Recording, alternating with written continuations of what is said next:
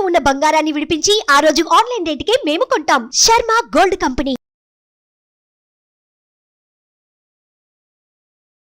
వాగర్థావివ సంపృక్తౌ వాగర్థ ప్రతిపత్తయే జగతః పితరౌ వందే పార్వతీ పరమేశ్వరౌ. అన్నపూర్ణే సదా పూర్ణే శంకరః ప్రాణవల్లభే జ్ఞానవైరాగ్య సిద్ధ్యర్థం భిక్షాం దేహీ చ పార్వతి. మాతా చ పార్వతీదేవి పితాదేవో మహేశ్వరః.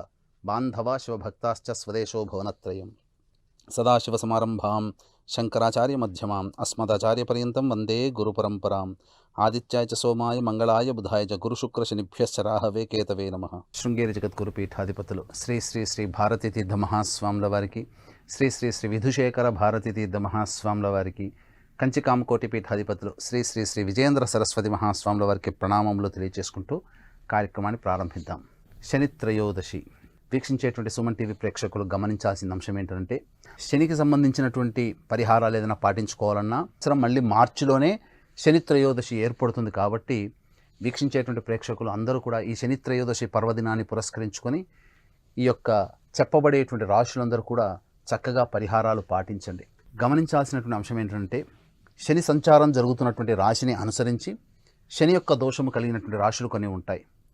ఏలిన నాటి శని ప్రభావము ఇప్పుడు మకర కుంభమీన రాశుల్లో వారికి ఉంటుంది. అంటే మకర రాశిలోకి శని సంచారం జరుగుతున్నది కారణం చేత మకర రాశి వారికి కుటుంబ శని, కుంభరాశి వారికి జన్మశని, మీనరాశి వారికి వ్యయశని, అలాగే వృషభ రాశి వారికి దశమ స్థానంలో శని సంచారం జరుగుతున్న కారణం చేత కంటక శని. కంటక శని అంటే దాని అర్థము కాలిలో ముళ్ళు గుచ్చుకుంటే ప్రతి అడుగు ఎంత బాధ పడుతుందో అలాగే మనం వేసే ప్రతి అడుగు కూడా అంతే బాధాకరమైనటువంటి ఫలితాల్ని మనం పొందుతాం. కాబట్టి ఈ యొక్క వృషభ రాశి వారికి కంటక శని, కర్కాటక రాశి వారికి అష్టమ శని, వృశ్చిక రాశి వారికి అర్ధాష్టమ శని. ఈ అష్టమ శని ప్రభావం ఒక రకంగా, అర్ధాష్టమ శని ప్రభావం ఇంకా కొంత తీవ్రంగా ఉంటుంది.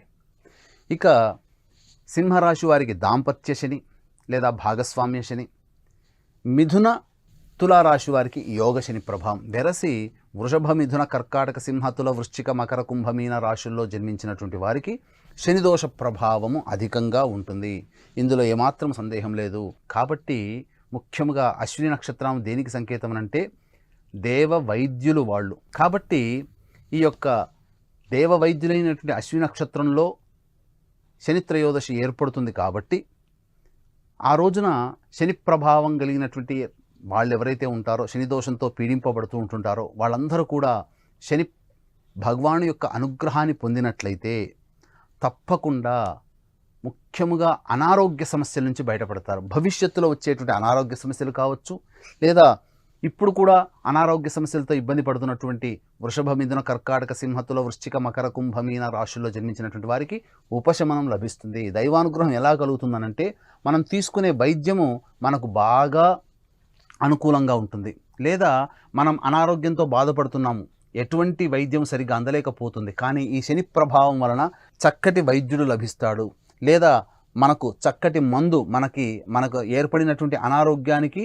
సరి అయినటువంటి మందు మనకు లభిస్తుంది. తద్వారా మనం అనారోగ్యం నుంచి బయటపడతాము. ఇది వీక్షించేటువంటి సుమన్ టీవీ ప్రేక్షకులు గమనించుకోవాలి. కాబట్టి ఇటువంటి వృషభ మిథున కర్కాటక సింహతుల వృశ్చిక మకర కుంభమీన రాశిలో జన్మించినటువంటి వారికి శనిదోష పరిహారార్థమై మంత్ర ప్రభావము వలన శని యొక్క అనుగ్రహం త్వరితంగా కలుగుతుంది. కాబట్టి త్రిపురాంతక క్షేత్రంలో ఈ యొక్క వృషభ మిథున కర్కాటక సింహతుల వృశ్చిక మకర కుంభమీన రాశిలో జన్మించినటువంటి వారికి శనిదోష పరిహారార్థమై శనీశ్వర హోమం, అఘోర పాశుపత మంత్ర హోమం, కాలభైరవ హోమాలతో పాటు సుదర్శన హోమం, మృత్యుంజయ హోమం, లక్ష్మీ హోమము లాంటివన్నీ కూడా విశేషంగా 21 హోమాదులు ఆ యొక్క త్రిపురాంతక క్షేత్రంలో నవంబర్ 27వ తారీఖు రోజున కార్తీక పౌర్ణమి సందర్భంగా శనిదోష పరిహారార్థమై జరుగుతున్నాయి. కాబట్టి అవకాశం ఉన్న వాళ్ళు కార్యక్రమ తదనంతరం కాంటాక్ట్ చేసి పూర్తి వివరాలు తెలుసుకోవచ్చు. ఇక ముఖ్యంగా గమనించాల్సిన అంశం ఏంటంటే అష్టమ శని కర్కాటక రాశి వారికి ఉంది. కాబట్టి అష్టమ శని ప్రభావం వలన అనారోగ్య సమస్యలు అధికంగా ఉంటాయి, ధనాన్ని నష్టపోతారు, అలాగే కోర్టు కేసులు, శత్రు సమస్యలు ఏవైతే ఉంటాయో వాటి వల్ల ఎక్కువగా ఇబ్బందులు పడుతూ ఉంటుంటారు ఈ అష్టమ శని ప్రభావం వల్ల. ఏలిన నాటి శని ప్రభావం వల్ల మకర కుంభమీన రాశిలో జన్మించినటువంటి వారికి సాధారణంగా కొంత ప్రయత్నం, అనగా శని ప్రవేశం చేసినటువంటి కొత్తలో కొన్ని ఇబ్బందులు ఎదురైతే వెళుతూ మంచి చేసిపోతాడు. అలాగే శని ప్రవేశం చేసినటువంటి కొత్తలో మంచి చేస్తే పోతూ బాధ పెడతాడు. ఇది సంబంధించినటువంటి శని దోషంలో ముఖ్యంగా గమనించాల్సిన అంశం. ఏది ఏమైనా ఏతావాత మకర కుంభమీన రాశిలో జన్మించినటువంటి వారికి ఏలిన నాటి శని ప్రభావం వలన ముఖ్యముగా ధనపరమైన సమస్యలు, కుటుంబపరమైనటువంటి చిక్కులు, అలాగే నేత్ర సంబంధమైనటువంటి వ్యాధులు, చికాకుగా ఉండడం, ఏ పని కూడా తొందరగా పూర్తి కాలేకపోవడం, బద్ధకంగా ఉండడం, అన్నిటికంటే మించి పోస్ట్పోన్మెంట్ ఆఫ్ వర్క్ అనేటువంటిది జరుగుతూ ఉండడం ఈ యొక్క ఏలినాటి శని ప్రభావం వలన ఎదురయ్యేటువంటి సమస్యలు. అలాగే వృశ్చిక రాశి వారికి అర్ధాష్టమ శని ప్రభావం. ఈ అర్ధాష్టమ శని ప్రభావం వల్ల ముఖ్యంగా తల్లిగారికి అనారోగ్య సమస్యలు ఏర్పడేటువంటి అవకాశాలు ఉంటాయి. అలాగే గృహాన్ని నష్టపోవడం కానీ, లేకపోతే గృహ సంబంధమైనటువంటి ప్రయత్నాల్లో ఉన్నటువంటి వాళ్ళకి ఇబ్బందులు కలుగుతాయి. ఉదాహరణకి లోన్ కోసం ప్రయత్నం చేస్తుంటారు, లోన్ దొరకకపోవచ్చు. అలాగే గృహంలో ఉన్నటువంటి గృహోపకరణాలు మన నుంచి జరిగిపోతాయి, అంటే ఎవరైనా దొంగలించవచ్చు. ఇట్లాంటివి గృహపరమైనటువంటి సమస్యలు ఉంటాయి.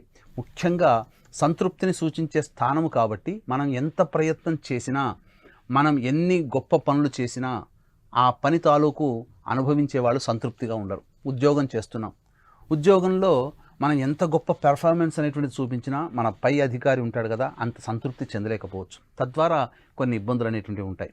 కాబట్టి వీక్షించేటువంటి సుమన్ టీవీ ప్రేక్షకులు వృశ్చిక రాశి వారికి సంబంధించి ఈ యొక్క అర్ధాష్టమ శని ప్రభావం ఎక్కువగా ఉంటుంది. ఎందుకు అనంటే మిగతా ఏలినాటి శని, అష్టమ శని ఒక్కొక్క ప్రభావాన్ని చూపితే ఇవన్నీ దోషాలని ఒకే రూపంలో చూపించేటువంటిది ఈ అర్ధాష్టమ శని ప్రభావం. ఇక గమనించుకున్నట్లయితే సింహరాశి వారికి దాంపత్య శని, భాగస్వామ్య శని. భాగస్వామ్య వ్యాపారంలో ఉన్నవాళ్ళు, లేకపోతే దాంపత్యంలో ఉన్నటువంటి వాళ్ళకి మధ్య కొంత పొరపచ్చాలు వచ్చేటువంటి అవకాశాలు ఉంటాయి. అంతేకాకుండా ఇంకా చెప్పాలి అని అంటే ఇక్కడ యోగ శని. యోగం అనంటే మనిషికి యోగ స్థానాలు 5వ స్థానము మరియు 9వ స్థానం జాతకరీత్యా. కాబట్టి అటువంటి యోగ స్థానంలో శని సంచారం జరుగుతున్నటువంటి కారణం చేత వృషభ రాశి వారికి, తర్వాత మిథున రాశి వారికి మరియు తులారాశి వారికి యోగ శని ప్రభావం అనేటువంటిది ఉంటుంది. కావున అవకాశం ప్రధానంగా ఉన్నటువంటి వాళ్ళు శని ప్రభావం నుంచి బయటపడాలి. అంటే వీక్షించేటువంటి సుమన్ టీవీ ప్రేక్షకులు కూడా గమనించాల్సిన అంశం ఏంటంటే, గురువుగారు ఏంటి ఎక్కువగా సమస్యలే చెబుతున్నారు అని అంటే, సాధారణంగా మానవుని జన్మ అంటేనే సమస్యలతో కూడుకున్నదండి. ఎవరి జన్మ హాయిగా ఉందండి? ఎవరు ప్రశాంతంగా ఉన్నారు? అసలు ప్రశాంతంగా సుఖంగా ఉంటే అది మానవ జన్మ ఎందుకు అవుతుంది? దైవ జన్మ అవుతుంది.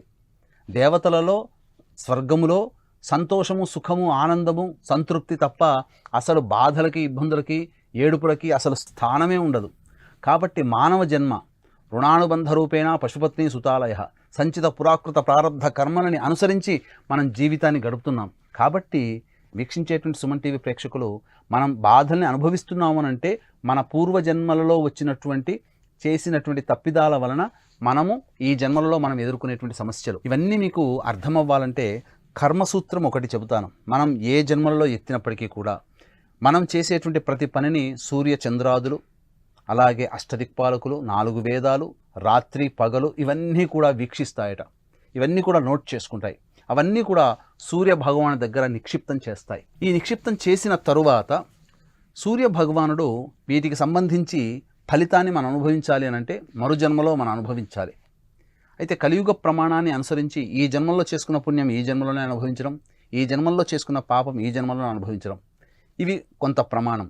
కానీ సంచిత పురాకృత ప్రారబ్ధ కర్మలు అనేటువంటివన్నీ కూడా గత జన్మల నుంచి వచ్చేటువంటి వాసనని బట్టి మన యొక్క ఇబ్బందులు, సమస్యలు అనేటువంటివి ఉంటాయి. కాబట్టి వీక్షించేటువంటి సుమన్ టీవీ ప్రేక్షకులు జాగ్రత్తగా గమనించాల్సిన అంశం ఇక్కడ ఏంటంటే, ఈ సంబంధించినటువంటి సూర్య భగవాని దగ్గర ఉన్నటువంటి చిట్టా అంతా కూడా ఈ జన్మల్లో మనం ఎత్తుతాం కదా, ఈ జన్మల్లో మనం అనుభవింపజేయడానికి అధికారం శని భగవానికి వచ్చింది. అందుకనే శని సంచారం జరుగుతున్నటువంటి సందర్భంలో ఆయా రాశుల వారికి ఎప్పుడు ఇక్కట్లు, ఎప్పుడు సంతోషం. కొంతమందికి శని యోగిస్తాడు. ఉదాహరణకి ఎన్టీ రామారావు గారి జాతకాన్ని చూసుకుంటే శని యోగించాడు. శని ప్రభావం ఉన్నప్పుడే పెట్టినటువంటి 6 నెలల్లోనే ముఖ్యమంత్రి పదవిని పొందగలిగినటువంటిది. కాబట్టి శని అనుగ్రహం ఉన్నా అంతే స్థాయిలో ఉంటుంది, శని యొక్క ఆగ్రహం ఉన్నా కూడా అంతే స్థాయిలో ఉంటుంది. కాబట్టి దీన్ని దృష్టిలో పెట్టుకొని వృషభ, మిథున, కర్కాటక, సింహ, తుల, వృశ్చిక, ధనస్సు, మకర, కుంభ, మీన రాశిలో జన్మించినటువంటి వారు శని ప్రభావానికి గురవుతారు. శని దశ, శని అంతర్దశల్లో ఉన్నటువంటి వాళ్ళు. అలాగే సంబంధించి ప్రధానముగా ఇక్కడ వీక్షించేటువంటి సుమన్ టీవీ ప్రేక్షకులు గమనించాల్సిన అంశం ఏంటంటే, శని కలియుగానికి రాజు, రాహుకేతులు మంత్రులు. కాబట్టి రాజు మంత్రి యొక్క నక్షత్రమైనటువంటి రాహు నక్షత్రంలో ప్రవేశం జరిగిన దర్భ్యత ఏమవుతుంది? శని రాహుల కలయిక శపథి యోగం అంటారు. ఇది చాలా దుర్యోగము. మాయ అంటే మనం అనుకున్నది ఒకటి, జరిగేది ఒకటిగా ఉంటుంది. ప్రపంచమంతా కూడా కొన్ని విపత్తులు రావచ్చు. ముఖ్యంగా రాహువు అనేటువంటి గ్రహము గనక గమనించుకున్నట్లయితే పెట్రోల్ సంబంధమైనటువంటి ఉత్పత్తులు, డీజిల్ కావచ్చు, కిరసనాయిల్ కావచ్చు, అలాగే నాఫ్థలిన్ కావచ్చు, ఇలా చాలా అనేక రకాలైనటువంటి ఉత్పత్తులకి పెట్రోల్ కారణం. కాబట్టి ఆ పెట్రోల్ లభించేటువంటి దేశాలలో సమస్యలు, ఇబ్బందులు అధికమవ్వవచ్చు. శని రాహులు కలిశారు అనంటే ముఖ్యంగా సామూహిక మారణ హోమాలు జరగవచ్చు, ఎక్కువగా భయభ్రాంతులు, బాంబ్ బ్లాస్ట్స్ ఎక్కువగా జరగవచ్చు. కాబట్టి ఇవన్నీ కూడా శని రాహుల కలయిక ప్రభావం అనేటువంటిది జరుగుతున్న కారణం చేత శని రాహు నక్షత్రంలో ఉన్నంత వరకు తప్పదు. కాబట్టి వీక్షించేటువంటి సుమన్ టీవీ ప్రేక్షకులు కూడా ఈ చెప్పబడినటువంటి రాశుల్లో ఉన్నటువంటి వాళ్ళు కొన్ని పరిహారాలు పాటించాలి. చాలా అతి సులభమైనటువంటి పరిహారాలు మీకు తెలియజేస్తాను. కాబట్టి జాగ్రత్తగా గమనించండి. వృషభ, మిథున, కర్కాటక, సింహ, తుల, వృశ్చిక, మకర, కుంభ, మీన రాశుల్లో ఉన్నటువంటి వారికి శని ప్రభావం అధికంగా ఉంటుంది. కాబట్టి శనివారం రోజున పొద్దున్నే సూర్యోదయం కంటే ముందే లేచి కాలకృత్యాదులు తీర్చుకొని నవగ్రహాలు ఉన్నటువంటి దేవాలయానికి వెళ్ళి ఆ నవగ్రహాల చుట్టూ శివాయ నమః అంటూ 108 ప్రదక్షిణలు, శక్తి లేదు 54, అంతకన్నా శక్తి లేదు 41 ప్రదక్షిణలు.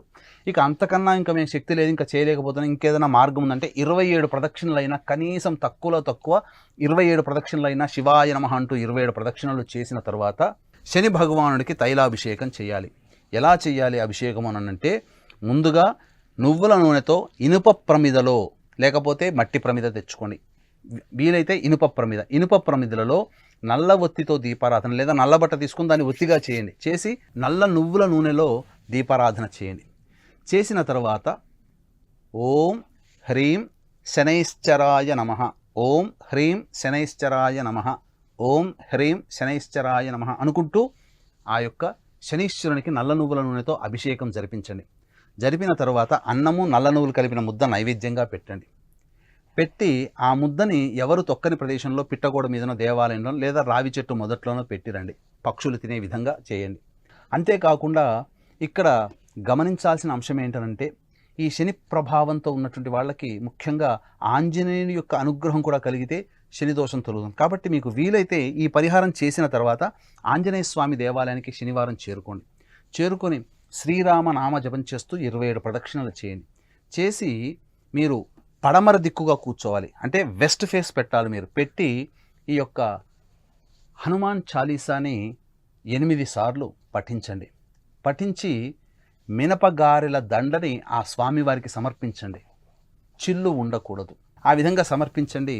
శని ప్రభావం చాలా మటుకు తగ్గుతుంది. మంత్రం దైవం మంత్రాధీనం, తన్మంత్రం బ్రాహ్మణాధీనం. కాబట్టి ఈ పరిహారాలు చేసుకునేటువంటి వాళ్ళు చేసుకోండి. ఇలాంటివి ముఖ్యంగా వివాహం కావాల్సినటువంటి అబ్బాయిలకి, అమ్మాయిల కోసం హోమాది కార్యక్రమాలు జరిపించడం జరుగుతుంది. కాబట్టి అవకాశం ఉన్న వాళ్ళు కార్యక్రమం అంతా కాంటాక్ట్ చేసి పూర్తి వివరాలు తెలుసుకోవచ్చు. సర్వం శ్రీ ఉమామహేశ్వర పరబ్రహ్మార్పణమస్తు. సుమన్ టీవీలో మీ పర్సనల్ అండ్ బిజినెస్ ప్రమోషన్స్ కోసం కింది నెంబర్కి కాంటాక్ట్ చేయండి.